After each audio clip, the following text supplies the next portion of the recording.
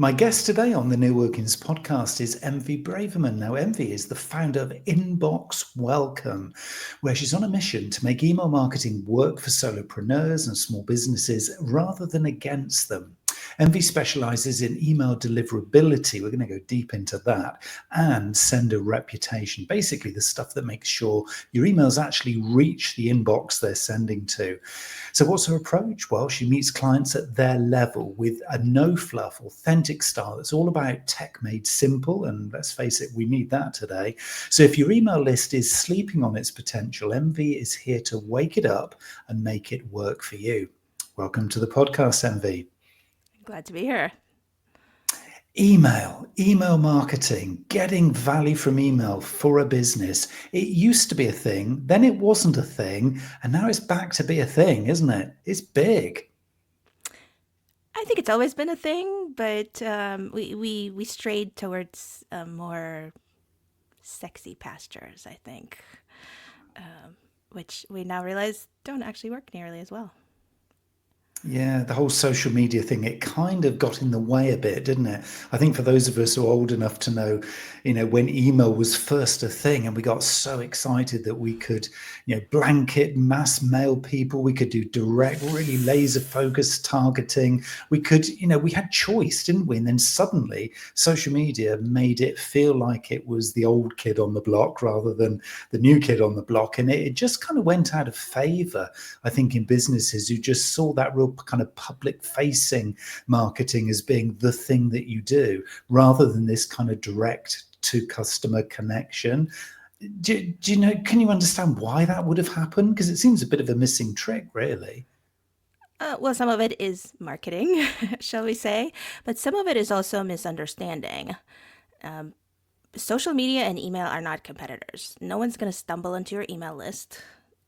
Social media is great for discovery, but email and other similar platforms are great for the relationship building, and those aren't in competition. Again, very few people are going to stumble into your newsletter, but it's also very difficult to grow a relationship on social media. I actually did a talk on this recently, and a post that the old know, like, and trust. First, it's out of order. Really, it should be like, know, and trust. And so we can do the like, very rewarded on social media. We can do a little bit of know on social media. But getting to trust is very, very difficult because of the way algorithms work and just the way that it's structured. You're surrounded by noise. So I don't think they're in competition, and I think we're coming back to a balance.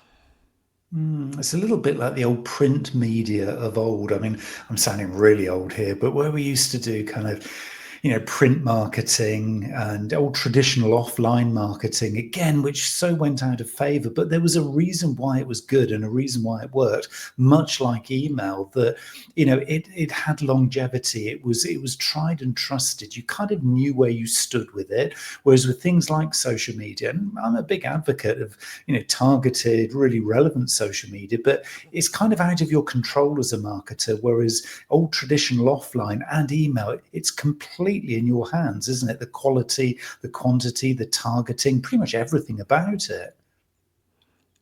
If you're playing by the rules, I would agree with that. Yes, it is under your control a lot more. And people do still send direct email of various types, or sorry, direct mail of various types. I mean, I get it in my mailbox. I think it's propping up the US Postal Service, to be honest. Amazon shipping and direct mail. But you're right. Things have changed and things are kind of coming back to the basics in some ways. Yeah, and it just kind of feels like that a little bit, isn't it? Because email marketing, if you take it sort of generally, and I'm ready to be challenged here, MV. I mean, you're the specialist here, but and to me, it is really, really simple. It's like you have an email address, you have a little bit, hopefully, maybe, of data around who you're actually sending this email to. You create some content, you press send, and it's easy. Is it though? Conceptually, maybe. In practice, there's a few pitfalls here, aren't there? And a few little stumbling blocks. Very much so. Yeah, I don't think I have heard anyone say my inbox isn't nearly full enough. I'm not getting enough emails. So there is still a lot of competition and there's a lot going under the surface now. It is really is not the same as sending email, when Gmail first came around, which believe it or not was about 20 years ago, or I think 21 almost. It's been around. I mean, everybody knows what an email is. We know you can have obviously rich media, as it used to be called, rich media emails, where obviously you can have embedded video and imagery and beautiful words in a certain font that you've decided upon, irrespective of the client on the receiver's end. You could kind of control how this thing was going to look. And then we all jumped on. Some people were still sending plain text emails or emails that would look different actually on your smartphone versus your browser or your desktop. And yet, it just kind of it almost became, well, I mean, I think you call it digital overwhelm, don't you? In some of the work that you do, you're not an advocate of just sending out blanket stuff just to add to this chaos. So kind of where did we all start getting it wrong? Were we just all too greedy, maybe? I, yeah, I think it's been there all along, honestly. The first spam email was sent in the 1980s, believe it or not. So it's kind of, unsolicited email, shall we say. So it's been there all along. And if you look at Google and other reporting, the volume of spam and unsolicited mail has increased exponentially, especially since ChatGPT came around. So there is a lot of mailbox writers basically in almost defense mode in some ways. They are here to protect the recipient. And we have to play by their rules, just as we have to play by the rules of social media when we post there. And those kind of, those rules, I guess, are there to, well, protect recipient, but I guess also kind of set the boundaries and the kind of the levels of expectation from the sender. Because if you're a marketer listening to this and you're saying, come on then, MV, tell me how I can do this, how can I kind of break through, because I know my customers are getting literally thousands maybe of emails a day, and my stuff's either going to the spam junk folder or they're seeing it in the inbox, but I'm just not cutting through. They're just swiping past it and they're looking for the next kind of big thing, and I'm not that thing. So I just can't seem to get good open rates. I definitely don't get good click-throughs. What is going wrong, MV? Where am I getting it wrong? Is probably what they're asking. Where do you start to kind of unpick this? Because there's multiple challenges inside there, aren't there? Definitely. My opinion is if you're trying to figure out where things are going wrong, start with where everybody starts, which is how are people getting on your list? Are they giving you permission? Do they know what they're signing up for? Do you tell them up front? If you say, I'm going to be sending you 5 emails a day, they might not say yes. So that's definitely a big important part of it. And a lot of times I see there's almost no congruency between a website and the sign up form and the actual emails that we get. Like they don't look the same, they don't sound the same. A lot of times, I sign up for a lot of lists just to see what it is. And like half the time, I don't even know if I'm signed up. It just, like I enter my email address, it just comes back to the same exact form. So just, are you building a great onboarding experience? And that starts at sign up, following, your welcome email, your welcome sequence. So that's a big part of it. But honestly, Google and Yahoo are very frank with us about what it takes. And it comes down to 3 things, broadly speaking. So authenticate your emails, make it easy to unsubscribe, and, send people what they want. So authenticating your emails means it's both, there's a technical setup to it, that I do, that a lot of technical people do. But there's also a kind of psychological component to it. I see a lot of times people, their display names, their from addresses change. And so we look at who the email is from. It's not just the beautiful subject line with a cool emoji in it, right? We want to know who it's from. So if my if the from says Amanda, I have absolutely no idea who it is. So consistency in display name, consistency in the from name, and authenticating your emails underneath is really important. Making it easy to unsubscribe. Let's admit that, and again, for Google, there's a technical part of it, but let's admit that a lot of marketers do not make it their mission to make it easy to unsubscribe. They make the link, light gray on white. They make it super tiny. They think that if you hide it, they're just not gonna leave. If you make it really hard, sometimes you have like plainly illegal things. At least by U.S. law, it's like they require you to log in to unsubscribe. That is against can spam. I expect that that's against GDPR too, because can spam is a lot more flexible than other legislation.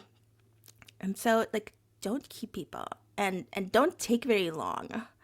If it you can subscribe people instantaneously, I expect that you can unsubscribe me nearly instantaneously. You should not be sending me emails, 10 days later, I which know is the you've said in legal some of limit. your work, yeah, in some of your work, you've actually almost advocated encouraging unsubscribes because it kind of helps you to keep your list clean and your list really relevant, so that when you do, as a marketer or business owner, you send an email out to your database, you know that the list is ready to receive it, because the people who are tired of it, or they've gone away, or whatever, they've unsubscribed. So would you say that you are really an advocate of keeping that list updated, almost giving the customer the right, or the accountability to unsubscribe, and actually almost encouraging it?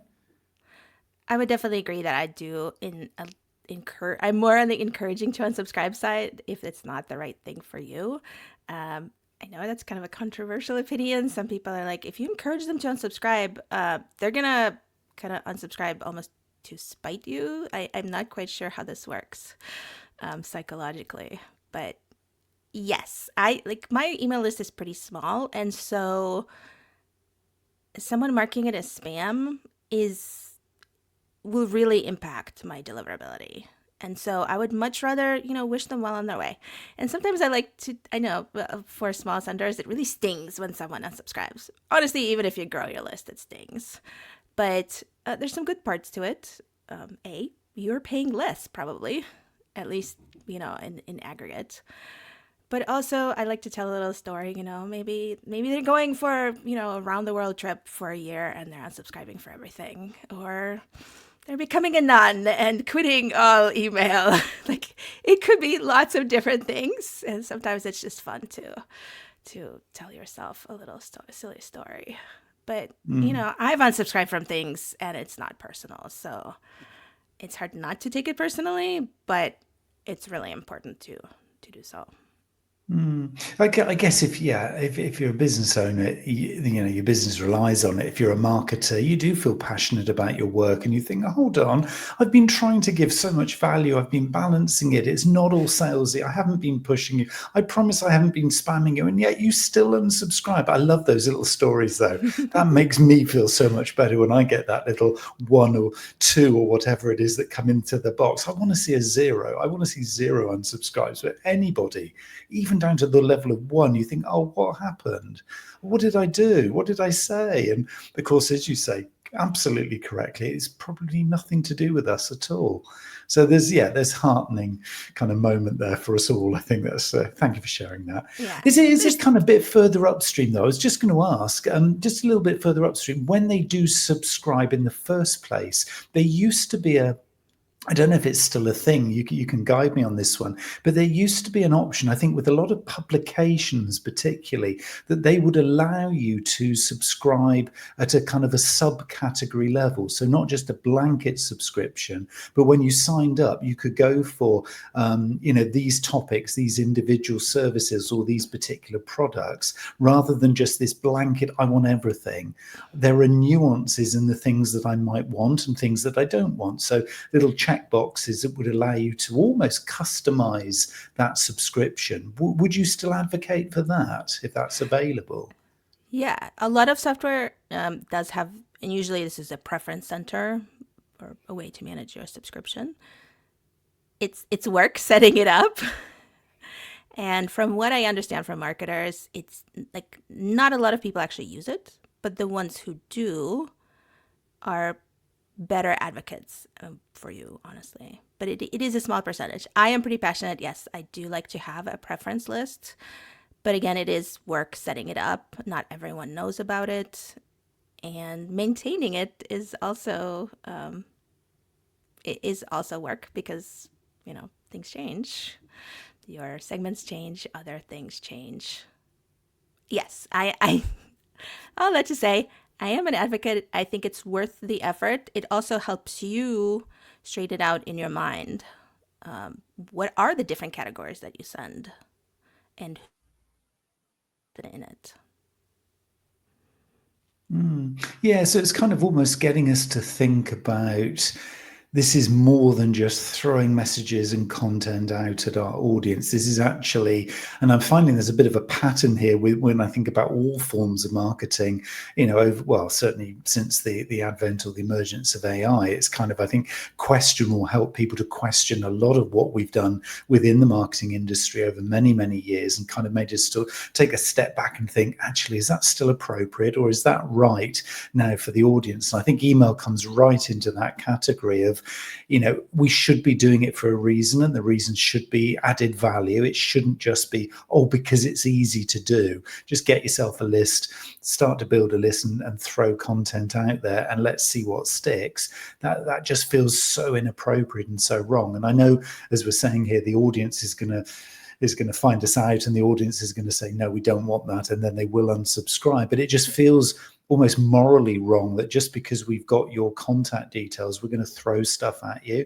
It still has to be high quality, high worth, doesn't it, to the audience here, really? Did we see that kind of come through when, obviously the two big, I think for most people, the two big key performance indicators, KPIs, tend to be open rate and click-through rate. I'm talking at a very, very base level here for somebody who's using a very simplistic approach. How many eyeballs can I get on this in terms of actually how many people will open the email, and then how many people are actually going to respond to the call to action, whatever that is, the click-through rate. Are we missing anything else at that kind of level with KPIs? Are there other things that we should be really looking into? As years go by, that yes, open rates and click through rates are the KPIs that almost everyone looks at if they look at anything. I have seen people who basically just don't look at their analytics at all. But as years go by, these become more and more meaningless in some ways. So open rates, are inflated severely by Apple and mail privacy protection, different security measures, and the same thing is happening to click-through rates. If you look at an individual email performance, sometimes you're going to see that a lot of clicks, like some recipients click every single link. That is not a human interaction. That is someone's security software clicking every link and making sure that the destination is safe.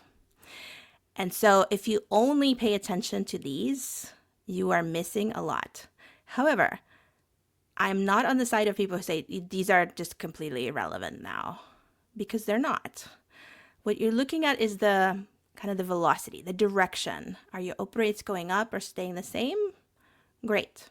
That means at the very least you're getting inbox placement, because spam emails don't trigger opens. So if it's going down, if it keeps going down, cause for concern. And the same thing with clicks. Either, exclude if someone clicks your every social footer, exclude them from your accounts. They're not a real person clicking. But it's still important to look at your clicks and,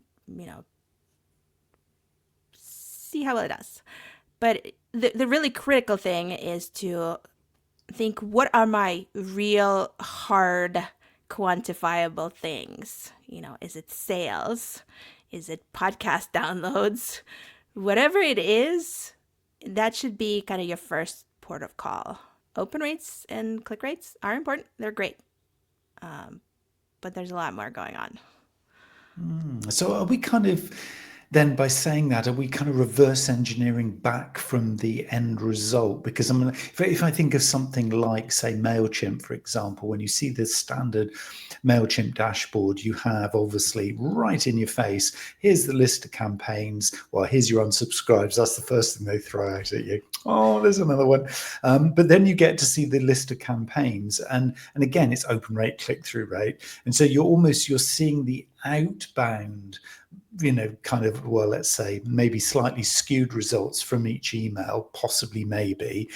Are we better saying, actually, let's look at it in reverse and maybe going to, for example, if the call to action is click on this landing page for this campaign on my website, actually go to, say, Google Analytics and then look backwards to see the inbound to that website, because that, in theory, from what you're saying, should be more accurate than looking outbound from the email software.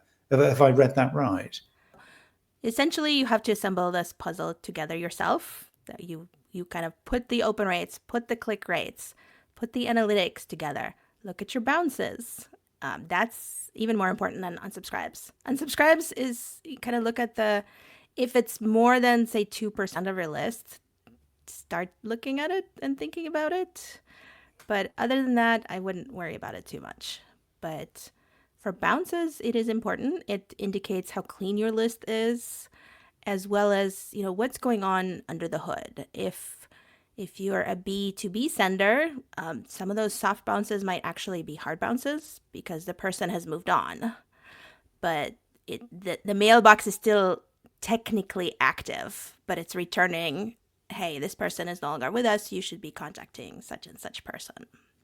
So if you keep sending to this address, their corporate server is going to start looking at you a little askance. So, keep on top of it, and that's a hard metric. That's not a vanity metric. Someone could unsubscribe accidentally, but it's not going to bounce accidentally.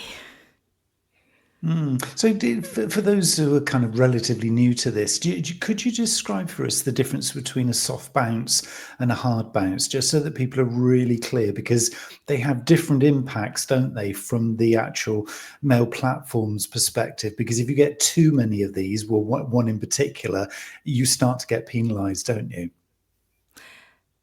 It depends on the platform, and to be clear, most of them will clean your list up for you. So if there's a hard bounce, basically the server says this mailbox does not exist, or I am completely rejecting this email. Then most of the time, your email service provider will clean that particular address. They will remove it from the list of senders, or they will suppress it, however they phrase it. And there are soft bounces, which is kind of a not now, try again. And usually that could be, you're sending too many emails at once, slow it down. It could be this recipient's mailbox is full. And this has become much more of an issue in the last about 6 months because majority of an average B2C list is Gmail email addresses. And in the past, if you ran out of your 15 gigabytes cap, if you filled up your allocated Google space, Google would still accept emails for you. You could still send and receive emails. And as of about August of 2024, that is no longer the case. If you hit your cap, they will no longer accept or allow you to send emails. And so that means that senders are receiving soft bounces saying, this mailbox is full, try again. Now, if the person is working hard trying to clean out, and make some space, great, you should try again. But if they abandon their account, then maybe not. So, and it's hard to know. You got to keep an eye on it. A lot of marketing platforms will remove after repeated soft bounces. And ideally, just look at their documentation or contact them to find out how they handle it. Sometimes it's 3, sometimes it's 6. It could be anything. But both of those are important. And as you can see, sometimes it's a hard bounce is a soft bounce, and a soft bounce is a hard bounce. If I'm doing some kind of a changeover, I'm switching from Microsoft to Google Workspace, then there might be a hard bounce temporarily, but it'll come back. And a soft bounce might be this person is no longer with us, quit emailing them, but it looks like a soft bounce, which is why I totally advocate for taking a look at what it actually says. Again, it's about taking the time, isn't it, and being mindful with this because, back in the day, we didn't used to do it at this kind of level, but it feels like it's very, very well increasingly important to really look under the hood and not just accept, as you call them, the vanity metrics, because it's very easy as a marketer to think, oh, I'm making progress, the list is growing, my open rates are really improving, got a few click throughs, hey, I'm a marketer. Whereas actually, there might be some real kind of almost self-destruction going on underneath the hood that you don't actually see until the steam starts rising. I'm talking in metaphors here, but until the steam kind of starts rising and you think, oh, hold on a minute, something's all fallen apart. Hasn't necessarily been something you've done, but maybe you didn't protect yourself at the outset. So it's really important, isn't it, to check both the technicality of what you're doing as well as the creative and not get too swept along by the creative. So, with this kind of idea and this sort of thinking, how do things like, say, split testing, so A/B testing of emails, is that still a thing? Because that always used to be quite popular. Yeah, people are definitely still doing it. A lot of email marketing platforms make it pretty easy for you to do it. So I'm pretty neutral on it. That's more usually more content or design is what people split test. Um, I definitely think it's worth trying. If your list is pretty small, then I think sometimes people obsess about it too early and too much. So just as with anything else, you have to figure out if it's the right thing for you, and don't split test the. Some marketers are really obsessed with like, is it the red button or the blue button? I'm sorry that the color of the button is not going to magically, increase your conversions enough to make it worth your time. At least in my opinion, test the big things and not the little things. And it is one of the things to test the actual platform then, because that ultimately is going to be one of the very biggest things, irrespective of your products and services or the landing pages, etc., on your website. The actual choice of email platform. I mean, you might, if you've got a very, very small list, decide you're going to do it manually and just send it as an individual out through your own sort of personal connections in your mail software. But for most of us, I think we probably have progressed now to using, well, a MailChimp or equivalent. Are there certain sort of preferred kind of platforms for certain types of email campaigns or certain types of businesses? Would you have any kind of recommendations there? I'm gonna go with the usual and extremely annoying when you're other side. It depends. For the most part, um, email marketing platforms they're motivated to keep only good senders on their platform. So for the most part, it's really the features, the integrations, the price, all of these other considerations that should be your primary deciding factor. If you're in e-commerce, you're looking at Klaviyo would be probably highly recommended. Or there's other platforms, Omnisend and so on. But for the most part, it's actually a lot easier now because there's a lot more dependence on your domain reputation rather than the IP address. So the IP address is owned and controlled by your email marketing platform. Your domain reputation is controlled by you for the most part.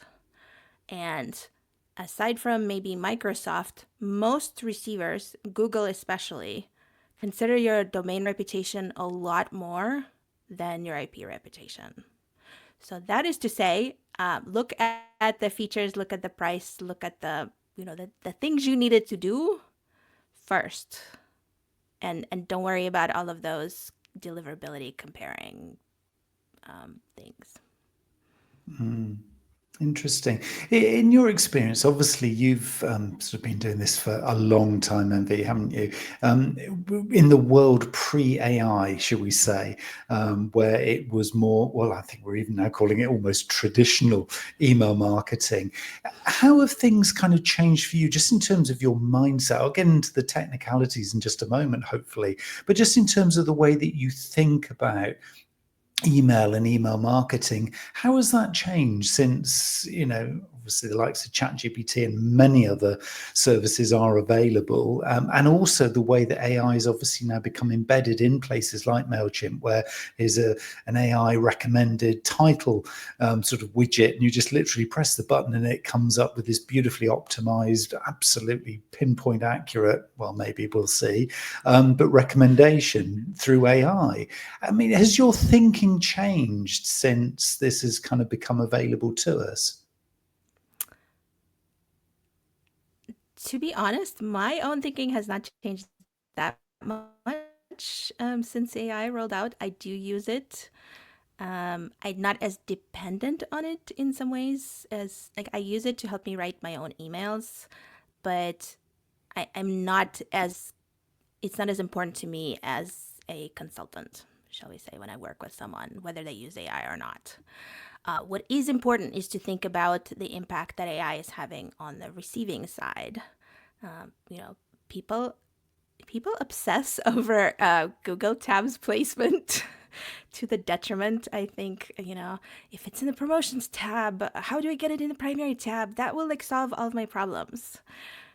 First, that's not really true. I regret to inform you. I'm actually trying to crunch the numbers, and it's really not a big percentage of your list that even uses Gmail tabs because people read on mobile. That doesn't have tabs. People read in Apple Mail.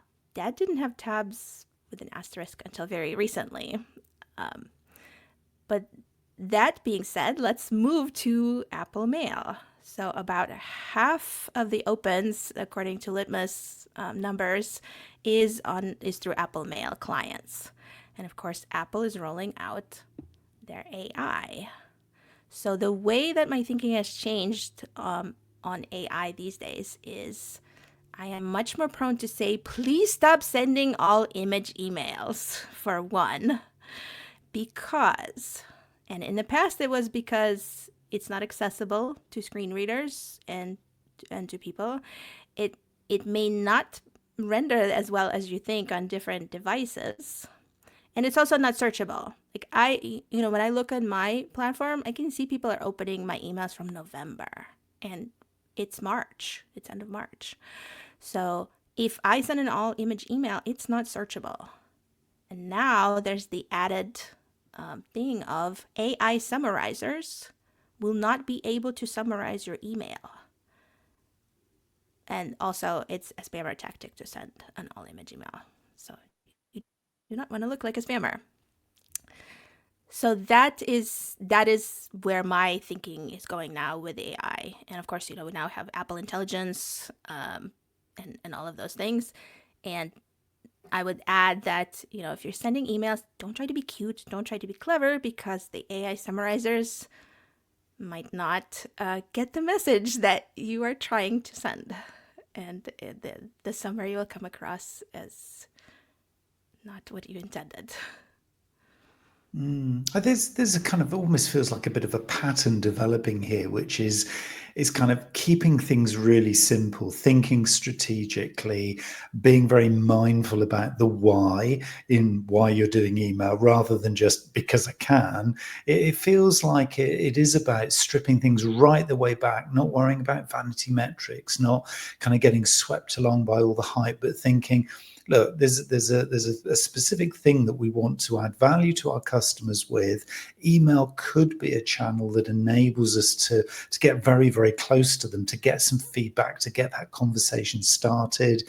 And it just feels that less is definitely more. It's going to be perceived positively, I guess, by the recipient if we just do it, that every time they receive something, it's like, oh, here's another thing from MV, or oh, here's another one from Neil. Okay, I'm listening, as opposed to just trying to hit them with this bombardment of just noise and constancy, because it feels that there must be a perfect frequency. I mean, there's a question here, I guess, is there a number? Is there a frequency that is optimum, or are you going to say it depends? To say I have absolutely no idea what it is. There's so many. If you Google when's the best time to send, you're gonna see like 10 very well researched articles with lots of data that give you completely different answers. So it's the same here. But back to, giving people choices, giving preferences, give them an option. If you can say, I can send you either daily little emails or a weekly recap, that's fantastic. Then I can choose. I don't have to say, this is too much. I'm out of here. I can say, I like what you're sending, but maybe a little less of it. So there's almost, and then there's a volume control, isn't there? Wouldn't that be nice? You can actually almost dial up or dial down based on either the previous email that you've received from brand A or brand B. You can actually sort of increase or decrease the frequency.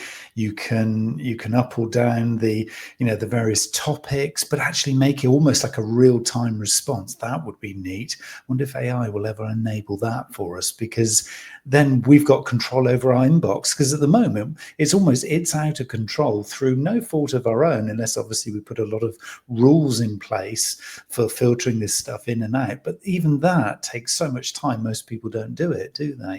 So are you hopeful about AI and how it is going to really impact on the email industry more generally? Because it feels like there's a huge potential for this getting the good things even better and stripping out the stuff that really hasn't served us. I feel positive, but how do you feel about it? Hmm. This is a very nuanced question, I would say. I feel I think it accelerates in some ways and magnifies what's already there. If you're sending crappy emails, you're just gonna start churning them out faster. If you're sending out good emails, if you're thoughtful about your curation, it's gonna help you create the good stuff faster. So I think my biggest what I'm advocate for is keep the human in the loop.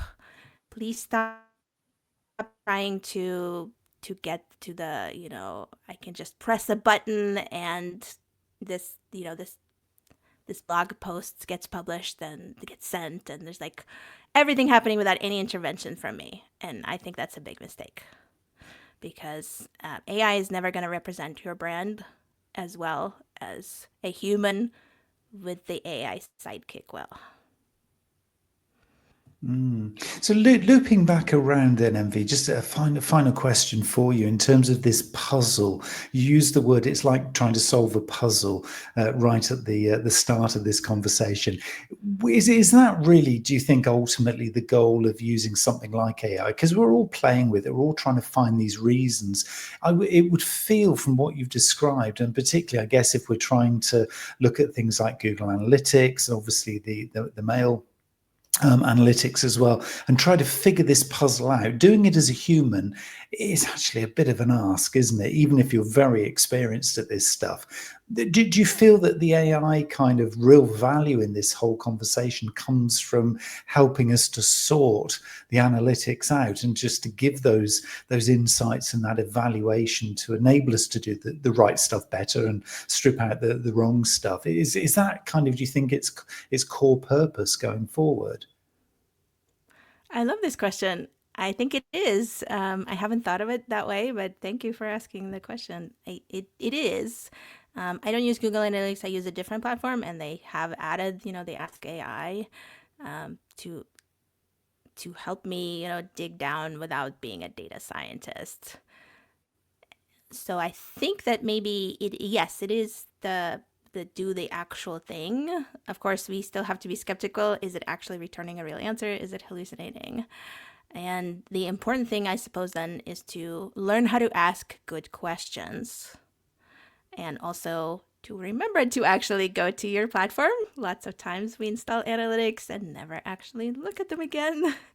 That is not the purpose of analytics. Only Google is benefiting then.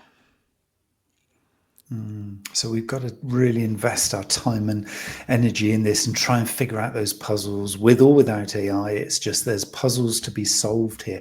If somebody's listening to this MV and they kind of think, yeah, that's me. Yeah, you've told me everything I know that I haven't done or have done and got it wrong, and I need some help. How can people connect with you? How can people kind of find out more, maybe even reach out and get some help from you? Well, it's no surprise that I love email. So honestly, the best way to get a hold of me is just email me mv@inboxwelcome.com. Of course, come and visit my website, subscribe to my newsletter, and I am very active on LinkedIn. I'd love to share what I learn and help people. I also have a guide to 5 reasons your emails might not be making it into the inbox and how to solve it. That I think would help a lot of your listeners. But really, I just love to have this conversation because I love geeking out about email, which is probably not surprising. No, it's really, really super valuable. And I think for all of us, it is about time we kind of woke up and took this seriously again, rather than just thinking, oh, well, we'll put it onto socials and everything will be fine. It's like, no, email is your friend if you can figure this puzzle out.